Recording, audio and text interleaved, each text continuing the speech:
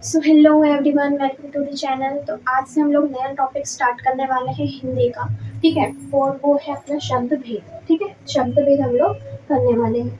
अब पिछला वीडियो जो रहा था मेरा, जिसमें हमने वर्णों के बारे में पूरा एक टॉपिक कवर किया हुआ है ना। मैंने अलग अलग पार्ट्स में वीडियोस बना के रखे हैं। ठीक है, अगर आपने वो वीडियो नहीं देखा है तो आप प्लीज़ जाके देख लेना। ठीक है, और इस वीडियो में हम शब्द भेद के बारे में पढ़ेंगे कि शब्द कितने प्रकार के होते हैं, शब्द होते क्या हैं और कितने प्रकार के होते हैं। ठीक है, इनके बारे में हम थोड़ा सा बेसिक से सीखेंगे। तो शब्द सबसे पहले तो जानना ये ज़रूरी है कि शब्द होते क्या हैं, है ना। तो वर्णों के मेल से बना स्वतंत्र तथा अर्थपूर्ण वर्ण समूह क्या कहलाता है? शब्द कहलाता है। वर्णों के मेल से बना, वर्णों के मेल से बना मैंने पिछले वीडियोस में बता रखा है कि वर्ण किसको बोलेंगे भाई। जैसे कि क ख है ना, घ ट ठ, ये सब क्या होते हैं? ये सब क्या होते हैं? वर्ण होते हैं, है ना। ये सब वर्ण है। इनके मेल से जो बनता है ना, इनके मेल से जो बनता है और उसका कुछ अर्थ निकले। क्या निकले? अर्थ निकले। अर्थपूर्ण समूह जिसका हो वो क्या कहलाता है? समूह, यानी कि ग्रुप हो, यानी कि वर्णों का ग्रुप होना चाहिए और उसका क्या निकलना चाहिए? कुछ मतलब निकलना चाहिए, अर्थ निकलना चाहिए। वो क्या होते हैं? वो शब्द होते हैं। तो जैसे कि मैंने बोला नमन, सिंपल। ठीक है, जैसे मैंने बोला नमन, तो आप बोलोगे कि इसमें 3 वर्णों का हमने क्या किया है? यूज किया हुआ है। 3 वर्ण हमने इसमें यूज किए हैं, न, म और फिर से न। तो ये क्या बन गया? एक शब्द बन गया, है ना। और परिभाषा हमने पढ़ी क्या? कि समूह तो है ना, समूह तो है, लेकिन उसका कुछ अर्थ भी होना चाहिए। तो नमन क्या है? नमन का अर्थ भी है ना। किसी लड़के का भी नाम होता है नमन। ठीक है, तो ये हमारा क्या होगा? ये शब्द होते हैं, ये शब्द कहलाते हैं। आगे बात समझ में कि जो वर्णों के मेल से बना होता है ना, स्वतंत्र होता है और जिसका कुछ अर्थ निकलता है और जो समूह में होता है वो क्या कहलाता है? शब्द कहलाता है। ठीक है, और वर्णों के मिलने से क्या बनता है? शब्द बनता है। अब शब्द के आधार, मतलब शब्द के जो आधार है, मतलब बहुत सारे आधार हैं शब्द के। 4 प्रकार के आधार है टोटल। एक अर्थ, रचना, उत्पत्ति और स्त्रोत, है ना। तो ये दोनों तो हम अभी नहीं पढ़ेंगे, है ना। हम उत्पत्ति और स्त्रोत के आधार पर शब्द के कितने भेद होते हैं वो हम पढ़ेंगे। तो इस उत्पत्ति और स्त्रोत के आधार पर कितने होते हैं? 4 प्रकार होते हैं। एक तो तत्सम, तद्भव, देशज और विदेशज। ठीक है, तो चलिए हम स्टार्ट करते हैं अब इस वीडियो को। ठीक है, बहुत ही अच्छे तरीके से पढ़ेंगे, पूरे डिटेल में कवर करेंगे।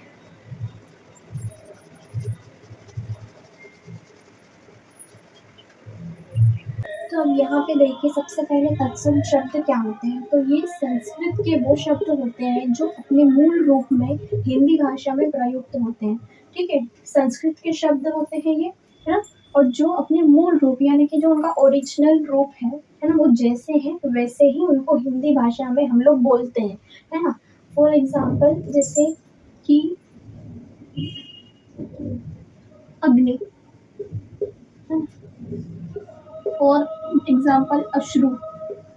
ये ये कौन से शब्द हैं? ये सब संस्कृत के शब्द हैं। अग्नि, अश्रु, ये कौन से शब्द हैं? संस्कृत के शब्द हैं, है ना। और ये जैसे हैं वैसे ही हम इनको हिंदी भाषा में बोलते हैं। तो ये क्या कहलाएंगे? तत्सम शब्द कहलाएंगे। ठीक है, अब तद्भव, तो ये संस्कृत के वो शब्द होते हैं जो हिंदी भाषा में आकर अपना रूप परिवर्तित कर लेते हैं, है ना। तद्भव, तद्भव शब्द में क्या होता है कि होते तो वो संस्कृत शब्द ही है, लेकिन जब वो हिंदी भाषा में आ जाते हैं तो वो अपना रूप बदल लेते हैं। फॉर एग्जाम्पल अगर हम देखें, जैसे कि यहाँ पे अपने अग्नि बोला, है ना, अग्नि बोला, तो अग्नि का मतलब क्या हो जाएगा? आग।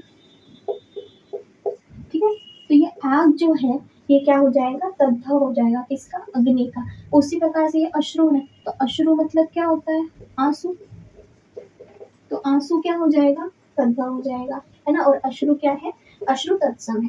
ये चीज समझ में आई। अब देशज, ऐसे शब्द जो बोलियों से हिंदी भाषा में आते हैं, है ना। ऐसे शब्द जो कि बोलियों से हिंदी भाषा के में सम्मिलित होते हैं, है ना। जैसे फॉर एग्जाम्पल पेट, है ना, फिर खिड़की, है ना, खिचड़ी।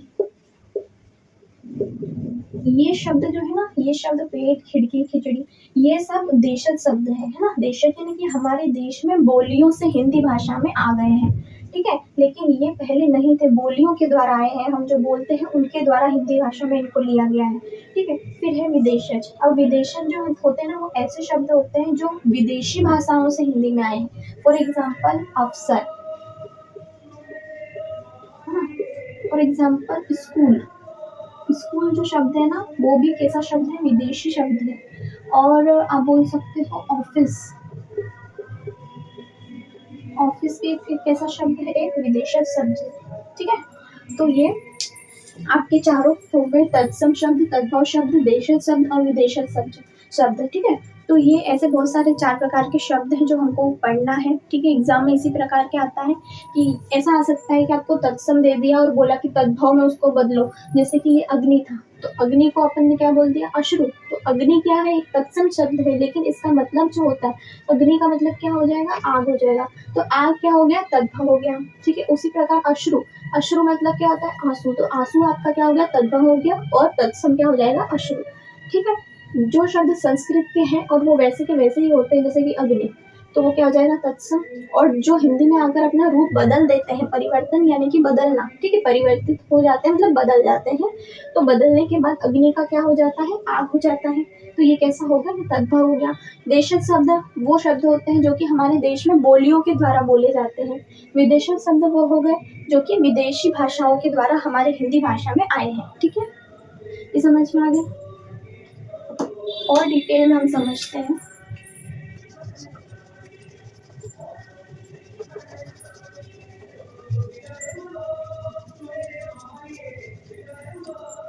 तो अब यहाँ पे देखिए, है ना, यहाँ पे हमने आपको समझाने के लिए तत्सम शब्द लिखे हैं, इनका हमको तद्भव लिखना है। ठीक है, अभी हमने बताया कि जो संस्कृत, ये सारे संस्कृत शब्द हमने लिखे हैं। ठीक है, अब हमको क्या करना है, एग्जाम में इस तरीके से पूछा जाता है कि तत्सम शब्द दे देंगे, है ना, बोलेंगे उसका तद्भव बताओ, या तो फिर तद्भव शब्द दे देंगे और बोल देंगे कि उसका तत्सम बता दो, है ना, ऐसे ही क्वेश्चन आएंगे। तो जैसे कि अग्नि, अभी हमने बताया कि अग्नि का तद्भव क्या हो जाएगा, आग।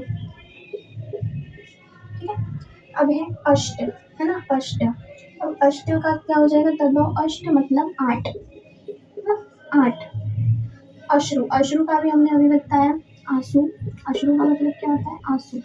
तो अश्रु का तद्भव क्या हो जाएगा, आंसू हो जाएगा। सूर्य, सूर्य एक संस्कृत शब्द है, ये तत्सम शब्द में आता है। और सूर्य का मतलब क्या होता है, सूरज, है ना। मयूर, मयूर किसको बोलेंगे, मयूर बोलेंगे मोर को। तो मोर इसका तद्भव हो जाएगा, किसका, मयूर का। अब ये ग्रह, ग्रह मतलब क्या होता है, घर। घर इसका क्या हो जाएगा, तद्भव हो जाएगा। पत्र, पत्र का तद्भव क्या हो जाएगा, पत्ता। सर्प, तो सर्प का क्या हो जाएगा, तद्भव, सांप।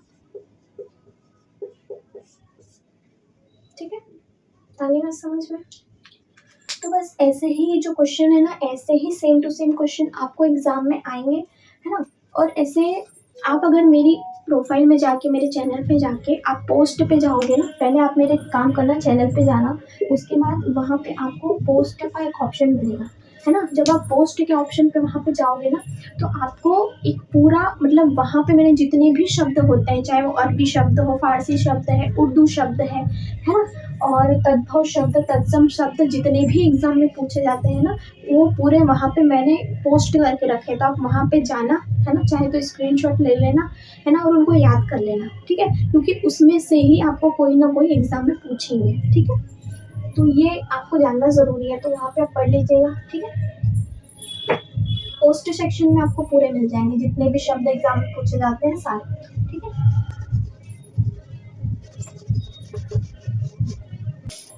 अब यहाँ पे देखिए कुछ शब्द मैंने उसमें से लिए हुए हैं, है ना, समझाने के हिसाब से। अरबी शब्द है ना, अरबी शब्द जैसे कि अदा, अजब, अमीर, अदावत, अखलक, असर, इज्जत, ये सब किसमें आते हैं, ये अरबी शब्द है। ठीक है, फारसी शब्द कौन कौन से हो जाएंगे, अफसोस, कुश्ती, चालाक, जादू, दंगल, पजामा, चश्मा, चाबुक, ये कैसे शब्द हैं, फारसी शब्द है। तुर्की शब्द कैसे हो जाएंगे, आगा, आका, उर्दू, चमचा, चेचा, दरोगा, ये तो, है ना, ये कैसे शब्द है, तुर्की शब्द है। पश्तो शब्द भी होते हैं। ठीक है, पश्तो शब्द क्या हो जाएंगे, जैसे अखरोट, गड़बड़, पठान, है ना, ये सब कैसे है, पश्तो शब्द है। अब अंग्रेजी भाषा के शब्द है ना, तो अंग्रेजी जैसे inch, park, party, parcel, petrol, ये सब कैसे शब्द है, अंग्रेजी शब्द है ना। तो ये जितने भी ऐसे मैंने एग्जाम्पल के तौर पे लिखे हैं, और भी ऐसे बहुत सारे शब्द होते हैं, है ना। पोस्ट पे जाना, मेरे चैनल पे जाके वहाँ पे मैंने पोस्ट करके रखा है, उसमें जितने भी एग्ज़ाम में जितने भी पूछे जाते हैं ना, उसमें से ही आने वाला है आपको, ठीक है।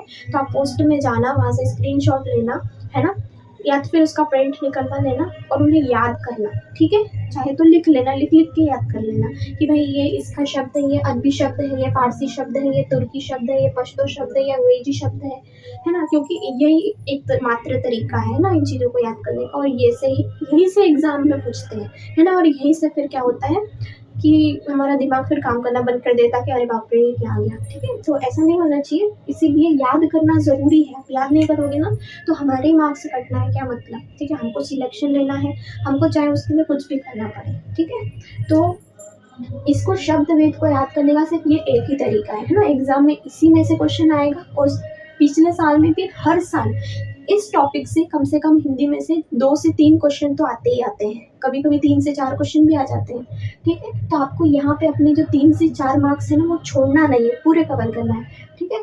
तो आप पोस्ट पे जाना और वहाँ पे पूरे जितने भी हैं सब याद कर लेना, ठीक है। कि भाई ये तुर्की शब्द है ना, ये अरबी शब्द है, ये फारसी शब्द है ना। तो वो और सिंपल है। कहीं आपको ऐसा लग रहा है कि यार बाप रे इतना सारा याद करना है, कुछ नहीं है। आप बार बार याद करोगे ना, याद हो जाए। और आगे जाके मैं भी आपको ये प्रैक्टिस करवाती रहूँगी, तो जितने भी शब्द है ना उस प्रैक्टिस में आ जाएंगे, है ना। तो आपको टेंशन लेने की ज़रूरत नहीं है, मैं बैठी हूँ यहाँ पे, है ना। आपकी जो प्रैक्टिस है उसकी करवाने की जिम्मेदारी भी मेरी है ना। अगर आप याद भी नहीं कर पाओगे ना तो भी कोई बात नहीं, आप अगर डेली मेरे वीडियो अटेंड करते हो तो वो देख कर ही आप अपने दिमाग में उन चीज़ों को फिट कर लोगे, ठीक है। जब हम प्रैक्टिस सीरीज चालू करेंगे तब, है ना। हम प्रैक्टिस भी करेंगे आगे जाके जो भी हमने पढ़ा है उसकी प्रैक्टिस भी हम करेंगे, जैसे ही हमारा सिलेबस कंप्लीट होगा तो, ठीक है। तो आप टेंशन लेने की ज़रूरत नहीं है, ठीक है। चलिए अब आगे चलते हैं। आगे कुछ और थोड़ी सी बातें हैं जो बताना है।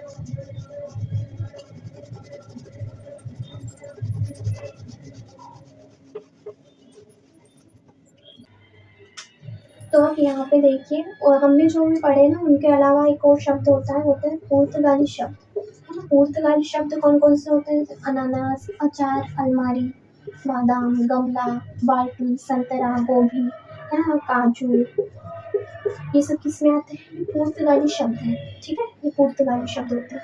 अब शंकर शब्द होते हैं। संकर शब्द जो होते हैं ना वो ऐसे शब्द होते हैं इसमें, जैसे हिंदी में कुछ शब्द 2 भाषाओं के मेल से बनते हैं ना, मतलब 2 अलग अलग भाषाएं, है ना, 2 अलग अलग भाषाओं से वो बनते हैं, उनको संकर शब्द कहते हैं। जैसे कि रेल और गाड़ी, ये 2 अलग अलग भाषाओं के शब्द है, रेल अलग है, गाड़ी अलग है, फिर भी ये दोनों मिल के क्या बन गए, रेलगाड़ी। तो ये क्या हो गया, संकर शब्द हो गया। यहाँ पे भी जांच अलग शब्द है, कर्ता अलग शब्द है ना। अलग अलग भाषाओं के शब्द है लेकिन फिर भी ये जुड़ गए तो ये क्या हो जाएगा, संकर शब्द। यहाँ भी माल एक अलग शब्द है, गाड़ी एक अलग शब्द है ना। और ये क्या कहलाते हैं, ये संकर शब्द जो अलग अलग भाषाओं से मिलके बनते हैं वो क्या होते हैं, संकर शब्द, ठीक है। तो अपनी पढ़ाई के साथ बिल्कुल भी कॉम्प्रोमाइज़ मत करना, ठीक है। हमको सिलेक्शन लेना है कुछ भी करके, हमको नवोदय में जाना है भाई, ठीक है। तो हमको ये चीज़ें याद करनी पड़ेगी, पढ़ना पड़ेगा, और कोई ऑप्शन नहीं है, ठीक है। तो बस इन चीज़ों को याद करने का एकमात्र तरीका है कि बार आप चाहो तो रिपीट करके बार बार उसको याद करो, ठीक है, कोई दिक्कत नहीं है। और हम प्रैक्टिस सीरीज़ भी चालू करेंगे आगे जाके, तो आपको कोई दिक्कत नहीं आएगी, ठीक है। अगर आप नहीं भी पढ़ते हो ना तो भी आप प्रैक्टिस से रिवाइज़ कर लोगे। अगर आप मेरा हर वीडियो अटेंड करोगे ना तो आपको बिल्कुल 100% मेरी गारंटी है कि आपको सारे जो है ना सारे शब्द मैं याद करा दूँगी, है ना। प्रैक्टिस सीरीज़ हम आगे जाके चालू करने वाले हैं जैसे ही हमारा सिलेबस कंप्लीट होगा, ठीक है। तो अब नेक्स्ट जो वीडियो आने वाला है वो हम ये जो पढ़ा है बस उसकी प्रैक्टिस ही करेंगे, ठीक है। तो मिलते हैं नेक्स्ट वीडियो में।